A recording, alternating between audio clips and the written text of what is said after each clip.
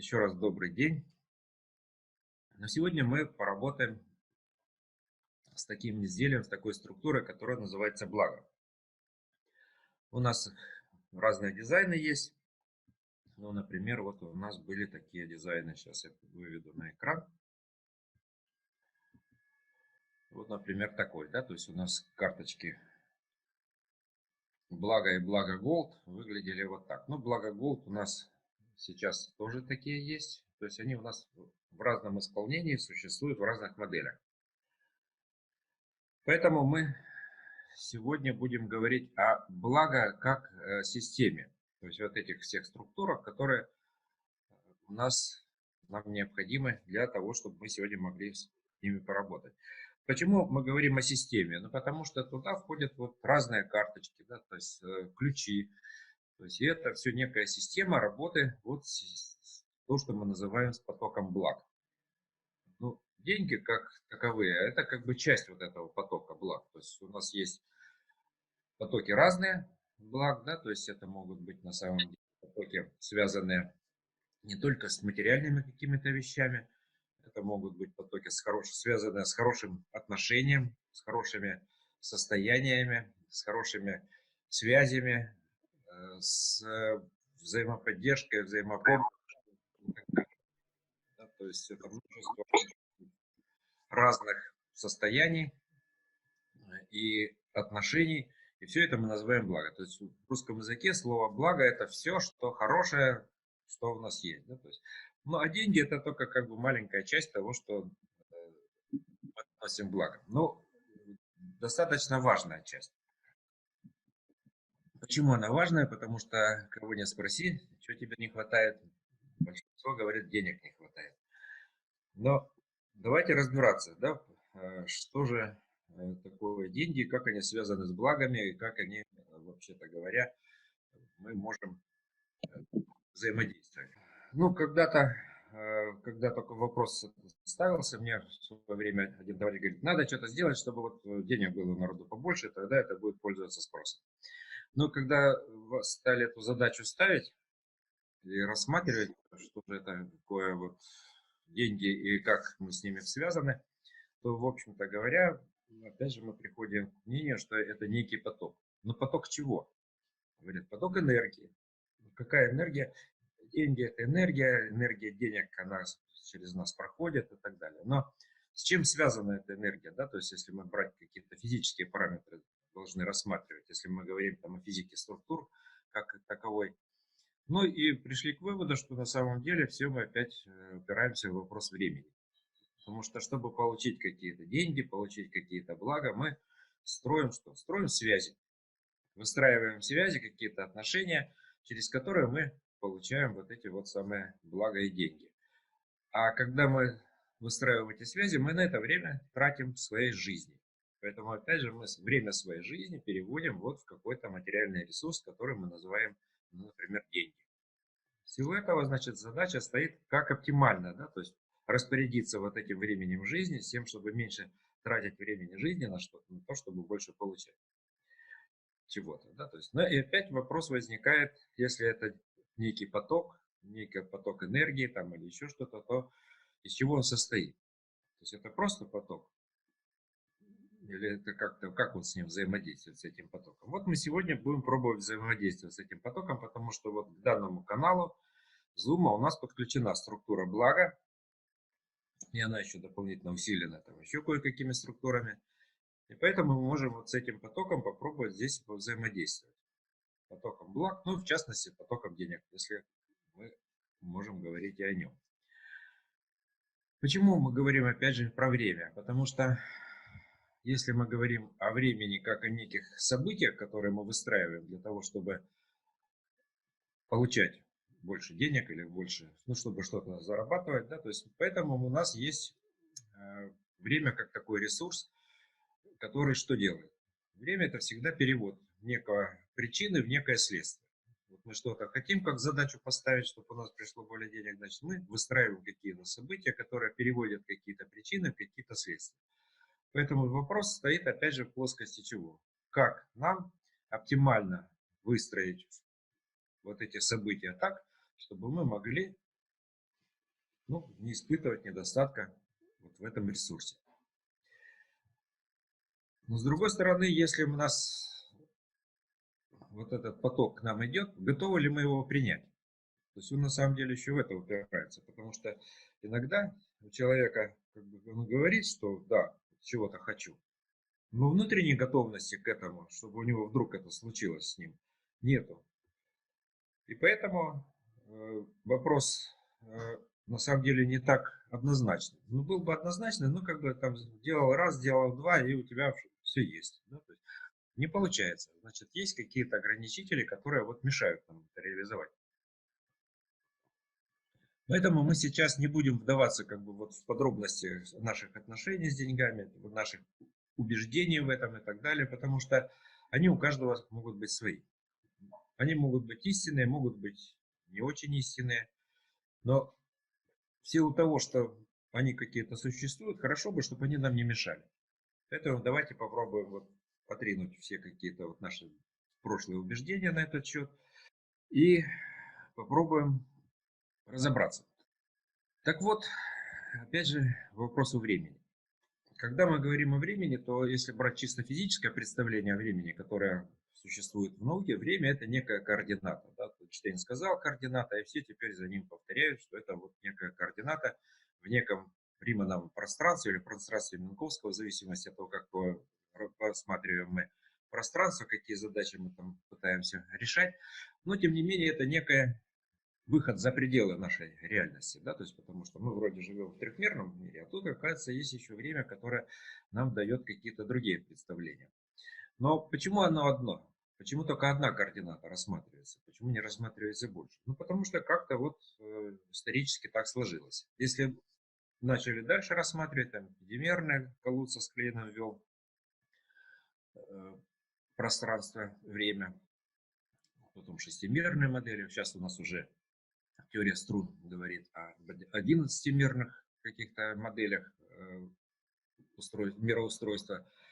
Но тем не менее, везде фигурирует одна координата времени. Но с точки зрения бытовых отношений, мы же, например, можем говорить, что у нас есть события, которые идут параллельно. Да? То есть вот причина одна, а следствие множество. Или, например, множество следствий приводит к какой-то одной причине. Значит, в силу этого у нас мы можем говорить, что нету на самом деле такого представления в быту, что у нас время-то одномерно. Да? То есть мы говорим о поле событий. Мы находимся в неком поле событий, с которыми мы все время сталкиваемся. Но раз это поле событий, то значит, что происходит? Значит, оно как минимум, если поле, это уже две координаты есть времени. Да? Одна и вторая. Можно по горизонтали опустить одну, да?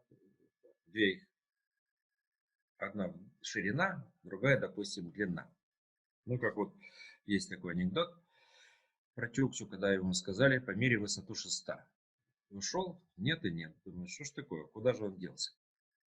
Ну, пошли посмотреть. Смотрит, он ставит шест этот, берет рулетку, зацепил конец и полез по этому шесту. Как бы лезет, лезет, лезет, потом падает вместе с шестом, опять ставит, опять лезет. Он говорит, что ты делаешь? Ну как же, сказали высоту шеста померить, вот верю. Так ты его положи и мери. Так это ж уже длина будет тогда, а не высота. Поэтому вот во времени на самом деле у нас как бы вот длины и ширины как таковой, да, то есть мы не можем ее ни с чем соотнести. Поэтому мы можем просто представить, да, что вот у нас есть в одну сторону одна координата перпендикулярна и другая координата времени. Ну и есть еще, вероятно, какая-то вот высота времени, к которой мы тоже имеем какое-то отношение. Поэтому будем рассматривать, допустим, трехмерное пространство. Ну тогда у нас, если мы говорим о поле событий, да, тогда у нас в этом поле событий мы строим какие-то события, где у нас есть точки, в которых у нас появляются вот эти блага. Да, то есть поэтому можно представить, что есть вот некое поле, через которое идет некий поток благ.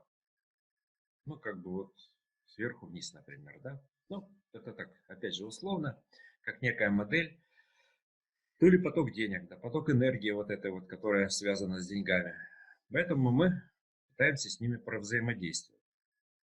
То есть впустить их в себя. Ну, потому что вот если мы какие-то ограничения ставим, то, естественно, мы их в себя не впускаем. И, ну, понятно, что раз мы их не впускаем, но они где-то мимо проходят. Поэтому все говорят, что Вселенная, она бесконечно изобильна, а вот надо какие-то приемчики, которые бы нам позволили к этому изобилию как-то вот припасть. Но если мы хотим с этим потоком взаимодействовать, то не надо забывать, что поток-то имеет две составляющие. Да? Что-то к нам приходит и что-то от нас уходит. То есть вот это поле событий как бы разделяет его на две части. Да? То есть поле событий это настоящее, да? То есть как бы и есть некий поток. Он идет, проходит, вот пришло, и дальше что-то ушло. Но это как бы два потока на самом деле. Но это две части одного потока. Поэтому если мы какой-то поток начинаем ограничивать, ту или другую часть, ну вот мы ограничиваем весь поток на самом деле. Поэтому здесь задача снять вот эти ограничения, которые на самом деле где находятся? Они внутри нас и находятся. Поэтому мы сегодня попробуем повзаимодействовать со временем, как тоже с неким потоком. Как будто это у нас поток времени, поток энергии времени. И он непосредственно связан с деньгами. То есть это и есть поток того времени, которое мы превращаем в деньги. Время, которое у нас есть, это деньги, которых у нас нет. Да? То есть, поэтому вот вопрос, как перевести вот эту энергию времени в энергию денег, ну, как бы перед нами стоит. Так вот, давайте посмотрим вот такую схемку. Понятие конуса событий. Конус событий это как бы вот еще Эйнштейн его рассматривал как нечто, что нам формирует вот нашу окружающую реальность. Вот такая схемка. Как бы здесь мы видим три координаты времени. Да, то есть вот координата Т1, Т2 и Т3. Вот, условно говоря, они здесь совпадают с теми же декартовыми координатами, как и пространственные, которые рассматривает наука. Но здесь вот этот эллипс, который вот синенький, например, это вот конус, это поле событий, в котором мы находимся. Граница вот этого конуса, это и есть те ограничения, которые мы сами себе устанавливаем во взаимодействии с этим потоком энергии, с потоком благ. Да, то есть, потому что мы говорим, вот внутри находятся события, в которых мы участвуем. Мы будем участвовать, потому что я знаю, как в них участвовать, я в этом разбираюсь, и мне в этом говорят, есть некие принципы, в которых я верю, и вот здесь они соответствуют тому, что я делаю. А вот за пределами я там не умею ничего делать, допустим, или я не знаю, или, то есть знаний не хватает, или еще чего-то, или страшно вообще туда шагнуть, потому что там что-то область какая-то неизведанная. Вот. Поэтому вот величина поля событий, она определяется вот этой координатой, да, то есть Т3. То есть мера вот по этой координате определяет нам как раз наши отношения с потоком денег, например. Да? То есть какие деньги мы готовы принять и с которыми мы можем взаимодействовать. Значит, вот какие проходят через вот это поле событий, вот какие мы тут точечки какие-то поставили как события, и вот через это поле событий к нам идет некий поток денег.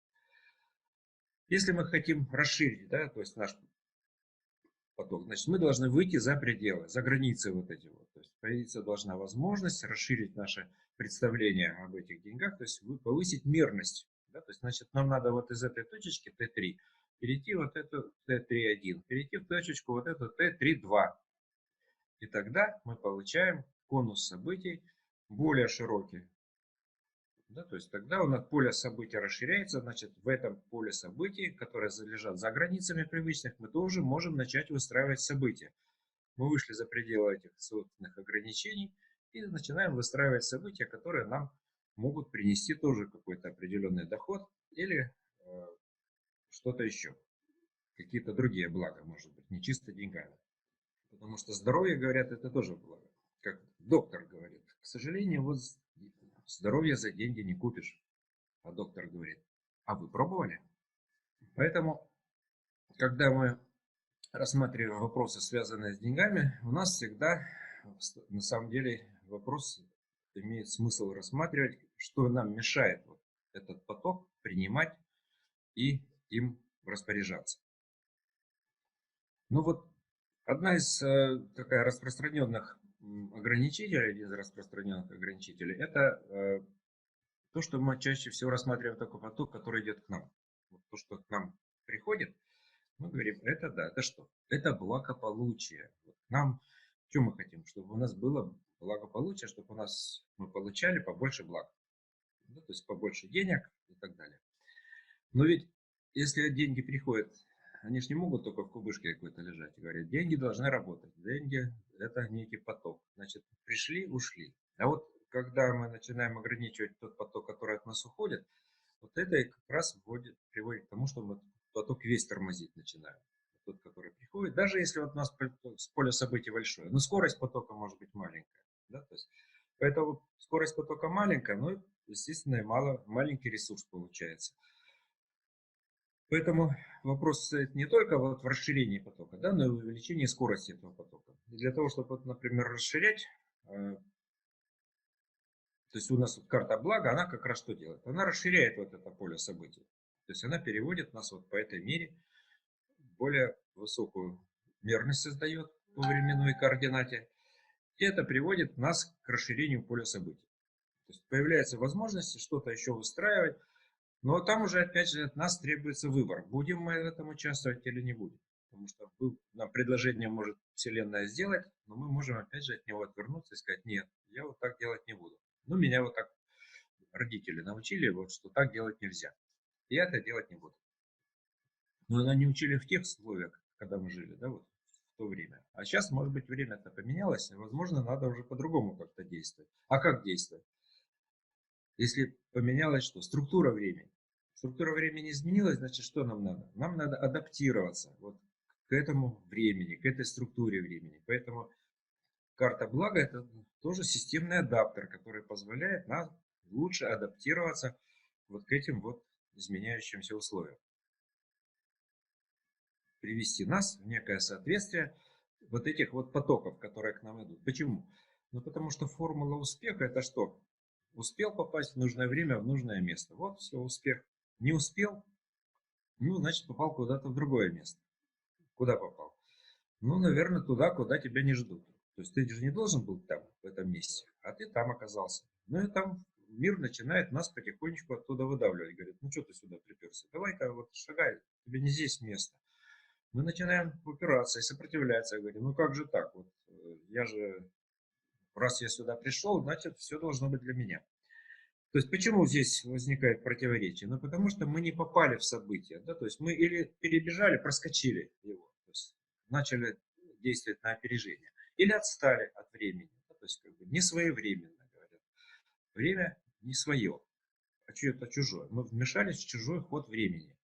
И пытаемся там налаживать свои собственные порядки. Ну, вылазим в чужой монастырь, как говорится, со своим уставом. Естественно, нас мир за это пытается наказать, показать, что, в общем-то говоря, надо как-то скорректировать свои действия. Поэтому карта блага, она помогает, что вот это согласование сделать, да, по времени. То есть найти в себе вот этот внутренний резерв временной, который бы позволил нам совпасть. Да, то есть найти то время удачи, которое в каждом существует, но его надо проявить. Как его проявить? Ну вот надо что-то сделать, чтобы это время стало проявлено. Да, то есть, ну вот мы сегодня будем говорить об этом как раз, как время проявлять в самих себе. И будем в этом немножко практиковаться. Почему мы говорим про время как некий лабиринт? Ну потому что нужно рассматривать нашу реальность тоже как некий такой лабиринт, в котором мы все время движемся. Лабиринт времени. Появляются какие-то события, они нам что-то открывают. Вот, да, то есть вот события. Вот до этого не было возможности. Вдруг раз событие произошло и открылась какая-то возможность. И теперь мы можем шагнуть, то есть сделать некое действие. Шагнули, посмотрели, ага, там что-то еще поменялось. И тогда мы как бы делаем последовательные шаги, двигаемся дальше, дальше, дальше. Но вот с той точки, с которой мы начали движение, мы вот этой конечной можем не увидеть. Да, мы цель ставим какую-то, но как до нее достичь, может быть, мы и не знаем. Поэтому вот эти вот наши действия, они могут быть какой-то такой извилистый трек, лежать вот во временном пространстве, который нас переводит вот от начала нашего движения, ну, к какой-то цели. Вот цель какая-то. Вот мы хотим получить, что лучше всего поставить как цель. Ну, мы можем, конечно, сказать, вот хочу вот столько-то денег. Вот такой вот кусочек, вот такой вот параллелепипед, да, то есть как девушку там, дорогая, говорит, сколько тебе надо денег? Она говорит, ну вот столько. Ну, а вот в каких единицах это уже неизвестно. Поэтому количественные показатели, они достаточно относительные. Да? Вопрос тогда, на что они нам нужны? И как мы вообще с этим, вот, в каких отношениях мы с этими деньгами? Что они для нас представляют? Что они нам дают? Вот как бы это вопросы, на которые надо обязательно отвечать самому себе. Честно причем отвечать. Потому что если мы на них и не отвечаем, ну, получается, что мы как-то вот уходим от этого вопроса, ну, соответственно, уходим от этого потока денег. Движение в лабиринте. Да, то есть в лабиринте отношений с потоком благ. Поэтому есть некий поток, который к нам идет, и мы в этом потоке, этот поток нас должен двигать. Ну, то есть тогда мы можем говорить, что мы оптимально движемся от какой-то цели. А если у нас есть какие-то ограничители, значит мы как-то вот должны в себе что-то поменять. Но если мы начинаем какое-то движение, что-то, какое-то действие, мы тем самым начинаем себя менять. Потому что мы во времени начинаем делать изменения. Поэтому карта блага, она помогает настроиться на вот этот поток, да, поток благ, поток денег, и сделать какие-то действия. И в этих действиях найти вот то состояние, которое для нас будет максимально эффективным. Мы опять же не берем, не говорим, допустим, вот есть люди, у которых много денег. Что значит много? То есть всегда есть люди, у которых еще больше денег. И есть люди, у которых меньше денег, чем у нас. Поэтому все относительно. Но всегда вопрос ответственности возникает. Я готов отвечать за вот такой поток. Потому что он связан с чем?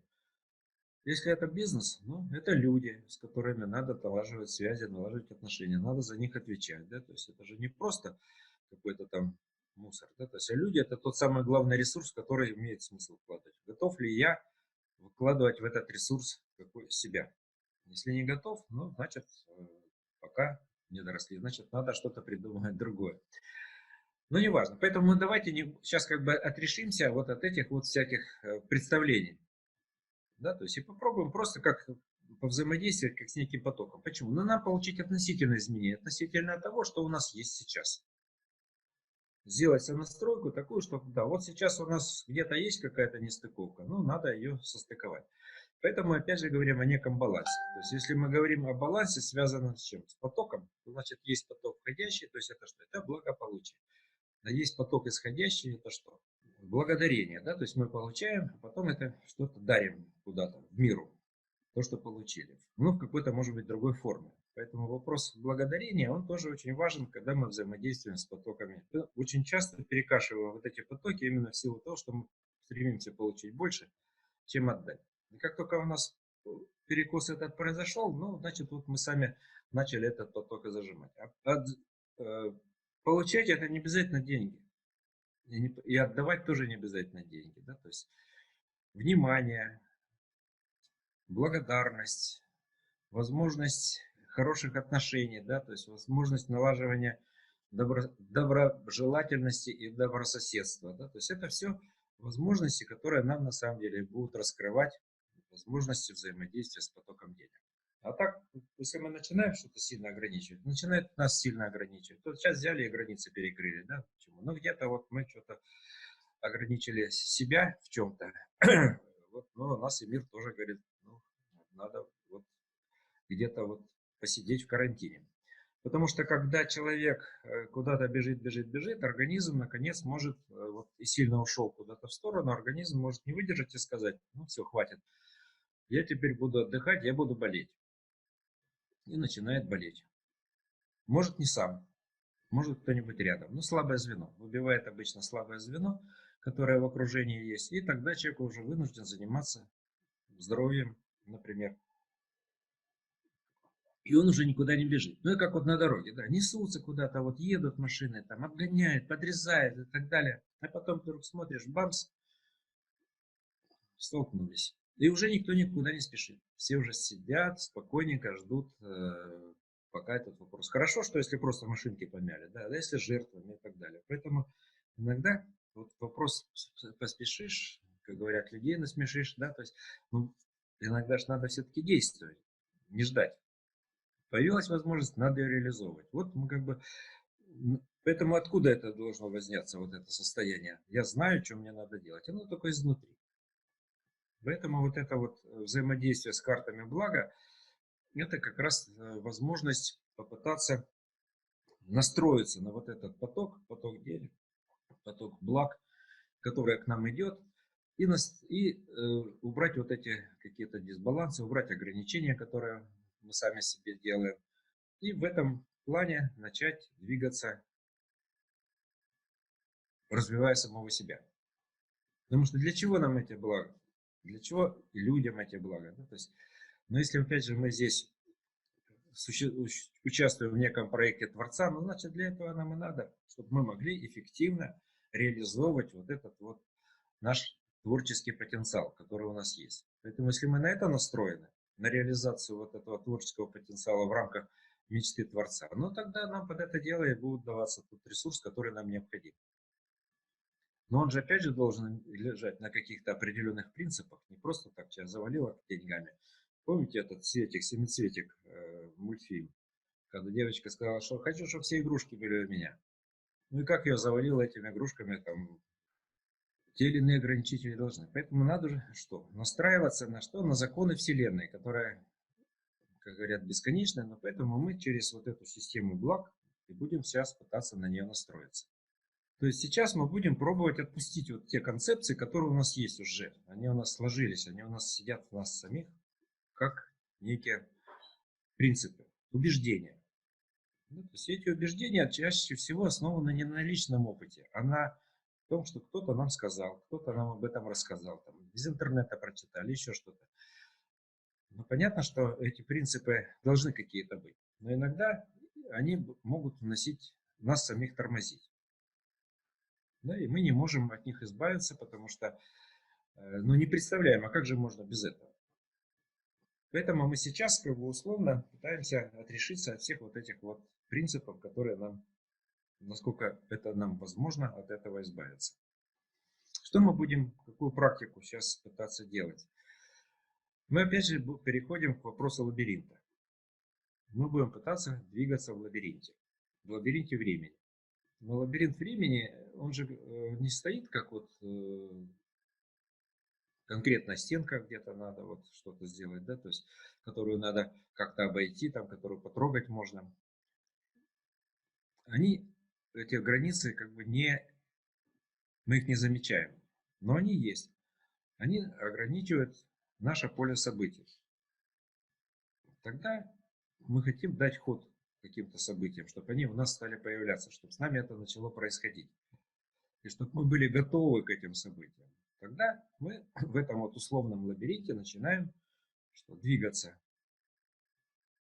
Но двигаться мы начинаем в лабиринте времени. Что значит в лабиринте времени? Ну, мы вот на самом деле все время в нем идем. Только, опять же, этого не замечаем. Мы просто вот эту модель, мы ее начинаем просто сейчас визуализировать. Почему мы называем эту технику технику принца Фабера? Ну, как бы много есть вариаций, мы как бы сейчас одну из них рассмотрим. Но в том-то и дело, что та реальность, в которой мы находимся, она может быть выглядеть совсем не так. Вот мы в прошлый раз говорили о пути, что путь может проходить не обязательно так, как мы хотим. Да, то есть мы должны двигаться куда-то. Путь может лежать, проходить через нас. Мы стоим, да, то есть никуда не двигаемся, но что-то внутри нас двигается, и путь тогда проходит через нас. Это как один из вариантов, да, то есть. А можем сами куда-то перемещаться. Ну, как относительность движения. Вот Эйнштейн сказал, движение все относительно. Можно рассматривать, что один объект стоит, а другой относительно него движется. Можно рассматривать, что этот объект стоит, а этот относительно него движется. Поэтому в зависимости от наших представлений мы можем рассматривать движение или внутри себя, или снаружи. Так вот, техника принцип Фабера, она заключается в том, что мы можем двигаться по реальности по-разному. То есть наша задача выйти из реальности, в которой у нас есть какая-то задача, ну, допустим, вот не хватает нам денег, и перейти в ту реальность, где нам будет хватать этих денег. То есть, что значит хватать? Мы будем хватать, но мы же куда-то, опять же, все-таки не забываем, что мы должны их куда-то направить. Направить на благое дело.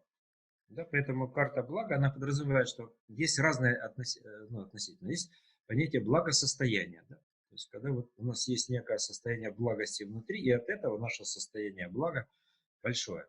Есть много благ. Понятие благодарность, да, то есть мы не только принимаем, но и благодарим, да, то есть благополучие, мы благо получаем, да, ну и так далее. То есть множество отношений нас с благами существует. Важно, чтобы это вот все было как бы уравновешено, сбалансировано внутри нас, чтобы это не вызывало в нас противоречия. То есть основная в чем проблема? В том, что если что-то не так, то у нас это вызывает напряжение. Поэтому мы вот и будем сейчас рассматривать технику, которая нам позволит снимать эти напряжения. Так вот, если мы говорим про реальности, то можно рассматривать, что реальности все неподвижны. Ну, как вот кадрик в мультфильме. То есть такая модель. Вот есть кадр один, есть кадр другой, есть кадр третий, да, то есть если мы мультик рассматриваем, но есть там что-то, то, что остается неподвижным в этом, а есть что-то, что оно меняется от кадрика к кадрику. Да, то есть, например, рука. Она была так, а потом стала вот так. Причем нет промежуточных состояний. Было так, стало так. Да, вот. Это что?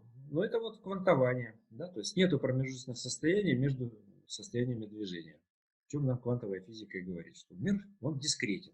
Откуда дискретность появляется? Ну, значит, можно рассматривать, что есть некие реальности, как неподвижные слои. Да? То есть, а мы сквозь эти слои, вот один слой, другой, третий, как бы вот они идут. А мы сквозь эти слои движемся каким-то образом. Вот у нас есть некая траектория движения через эти слои неподвижные. Но в силу того, что каждый кадрик чем-то отличается от другого, каждый слайд, то тем самым мы видим изменения вокруг нас. То есть вот что-то у нас существует такое, которое у нас двигает и меняет мир вокруг нас. Поэтому что меняется? Мы меняемся или мир вокруг меняется? Все это, опять же, некое относительное расположение. Но наша траектория, вот эта, она может быть какая-то вот извилистая, она не прямая. Да? То есть, и мы поэтому видим на самом деле некую зону вокруг себя. Вот мы двигаемся, да, вокруг нас появляется какая-то вот зона для нашей реальности, которую мы можем воспринимать. Поэтому вот солипсисты говорили, все, что мы не видим, оно не существует. Поэтому вполне возможно, что они правы, что вот то, что мы не видим, этого и нет. Просто мир, мозг формирует нашу реальность из каких-то вот электрических импульсов, которые к нам приходят. Ну, о чем, например, говорит нам фильм «Матрица», который нам как бы загружает какие-то картинки, в которых мы участвуем. На самом деле, мы, может быть, совсем в другом каком-то находимся состоянии. То есть, но здесь, опять же, можно в разные модели рассматривать. Мы будем рассматривать модель движения. Модель движения через вот эти вот реальности. Да, то есть, и мы двигаемся от одной реальности к другой. Так вот, в книжке Роджера Железная «9 принципов Амбера» или «Хроники Амбера», там были некие принцы, которые умели гулять по реальности. Вот как бы другие люди не могут обычные, а вот они могут. Но они как это делают? Они это в движении делают. Вот они начинают двигаться и себе задают намерение перейти в другую реальность. То есть у них задача вот отсюда какой-то реальности перейти к другой реальности. Вот, там, из мира Амбера в мир хаоса надо пройти. Но они разделены множеством реальностей. И они начинают через эти реальности проходить. И когда они двигаются, у них появляются какие-то вот картинки вокруг них, что вот такая реальность, такая, такая. И они начинается какое-то изменение. Изменение такое. Постепенно, постепенно, постепенно они оказываются в той реальности, в которой нужна. Поэтому мы говорим, вот у нас есть задача, ну, например, связанная с деньгами. Нам надо вот, чтобы у нас была такая, в нашем распоряжении такой поток благ, такой поток денег, а вот чтобы у нас был другой поток денег. Ну, что-то он нам дает для каких-то наших целей и задач. Вот задача участия в реализации мечты Творца. И мы хотим, чтобы у нас было побольше свободы в этом. Да, но когда мы говорим об этом участии, то мы подразумеваем, на самом деле мы же не одни. В мире-то много нас разных, да, то есть, поэтому можем говорить, что не об одном участии, а о соучастии, да, то есть, что мы соучастники некого процесса. И тогда мы должны вписать себя в этот процесс. Поэтому если мы вписываем в процесс, что нам надо чего-то, это одна задача. Да? А если мы вписываем в процесс, мы говорим, для нас, вот, соучастников этого процесса надо. Но это другая совсем задача. Тогда мы говорим о неком потоке, который нужен не только нам, но и кому-то еще, и там как бы целую ряду людей, которые бы могли принять участие вот в реализации вот этой мечты Творца. И снять вот эти ограничения, которые не дают нам что? Вот этому соучастию проявиться. Ну, соучастие, да, с, да, и частью это получается. Получается счастье. Но счастье, когда мы можем вот вместе куда-то двигаться к каким-то целям и задачам, когда мы не одни. А когда человек один, и он только на себя тянет как бы некие ресурсы, говорит, вот мне побольше, и я тогда, потому что я знаю, как этим ресурсом распорядиться. Вы ничего не понимаете, вы ничего не знаете. А я вот, я знаю, я лучше всего этим ресурсом распоряжусь. И он начинает на себя, как черная дыра, стягивать определенный ресурс. Но до какой-то поры он может это делать, потому что ему как бы на это. Но как только сильно разбалансировка начнется, ну где-то его притормозят в чем-то. Ну вот сейчас вот пришла там информация, какой-то бизнесмен там где-то себя с собой покончил. Ну, миллиардер, как бы, да, то есть чего бы не жить, не радоваться. А вот чего-то где-то как-то вот чего-то наделал, так что реальность его как-то сильно начала ограничивать в том, что он делает. Или взять того же Аносиса, да, то есть тоже миллиардер, а дочка покончила самоубийством после того, как папаша помер.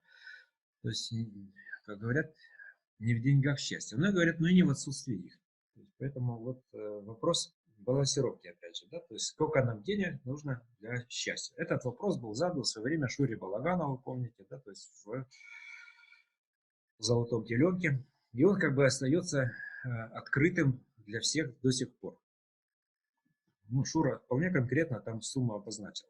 Поэтому можно конкретно обозначить сумму, а можно попробовать все-таки попробовать организовать некий процесс, который бы нас двинул вот это, в этом заданном направлении. Поэтому что мы будем сейчас делать? Мы будем сейчас строить лабиринт, да, в котором мы будем проходить вот этот вот во времени путь движения к нашим целям и задачам. Общим целям и задачам. Поэтому как мы это будем делать? Мы будем его рисовать.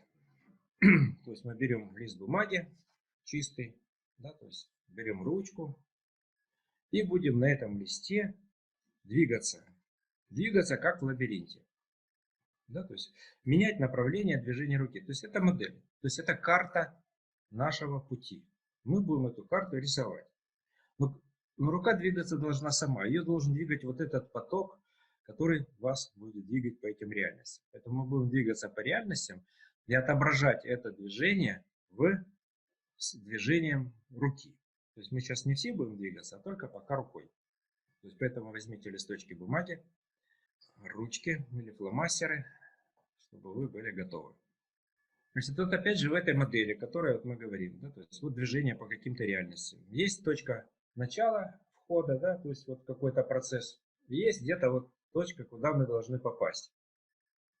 Но если нам вот эта точка не нравится, ну, мы как чувствуем, что вот что-то там не то, мы можем менять направление движения, да, то есть что мы тогда меняем угол поворота в нашей реальности, начинаем двигаться другой. Почему это возможно? Почему мы можем двигаться во времени? Ну, потому что мы во время погружены как в некую среду. Его можно рассматривать, ну, как некую систему отношений, как физики рассматривают, а можно рассматривать как некую среду, ну, как некое такое желе, в котором мы находимся. И в этом желе мы оставляем некий след, да, то есть как бы вот рисуем его своим движением. Поэтому в этом прохождении появляется какая-то там, ну, канавка, допустим, да, то есть время как некий слой, как он двигается, двигается, двигается, а мы в этом вот начинаем рисовать что-то, да, то есть как бы появляется некая траектория, ну, как вот поля, да, вот кто-то рисует на полях какие-то там круги и так далее, да, то есть что значит, вот растения есть, их повалили, и появилась картинка. Ну, как будто бы мы здесь вот что-то растет, а мы в этом протаптываем какую-то дорожку. Да? То есть где-то задержались, это уже подросло посильнее. Да? То есть мы начинаем двигаться, там канавка уже поглубже получается. То есть получается такая вот какая-то картина нас движения в этом времени. Но кроме этого у нас что есть? Возможность, да? То есть возможность выбора. А куда двинуться? У нас как бы вот мы находимся в каком-то настоящем. Дальше мы можем куда-то двигаться. У нас вот множество путей вокруг нас. Ну, вот мы рукой будем двигаться. Да? То есть у нас есть множество путей, куда руку повернуть. Но любое изменение, да, то есть влево, вправо, нам меняет вот эту нашу реальность, как нам говорит Иерет, что мы реальности непрерывно множится. Поэтому мы все время должны осуществлять некий выбор. И выбор будет нас осуществлять вот этот поток благ, который нас будет двигать. Поэтому будем пытаться его ощутить, как некий поток, который через нас идет.